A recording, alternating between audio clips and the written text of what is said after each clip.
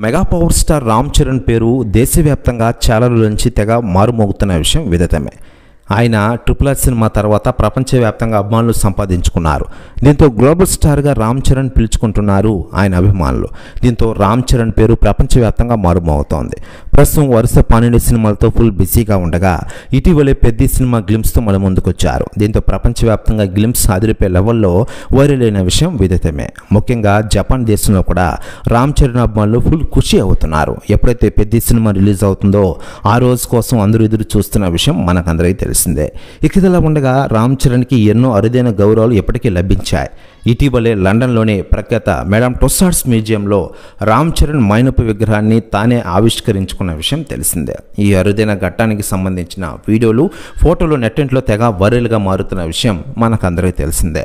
దీంతో రామ్ చరణ్ పేరు ప్రపంచవ్యాప్తంగా మారుమోగిన విషయం విదితమే.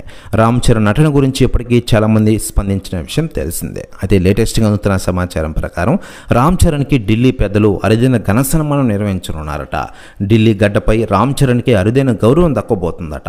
దీంతో ఈ కార్యక్రమానికి పవన్ కళ్యాణ్ గారు కూడా హాజరు కానున్నట్లు తెలుస్తోంది. ప్రెస్ న్యూస్ కూడా తెగ వైరల్ అవుతుండగా దీనిపై అధికార ప్రకటన రావాల్సి ఉంది. ఇకలా ఉండగా mega power star Ram Charan హీరోగా బుచ్చిబాబు సానా డైరెక్షన్లో వస్తున్న పెద్ద సినిమాని వచ్చేటది రామ్ చరణ్ పుట్టినరోజుగా రిలీజ్ చేయనున్నారు.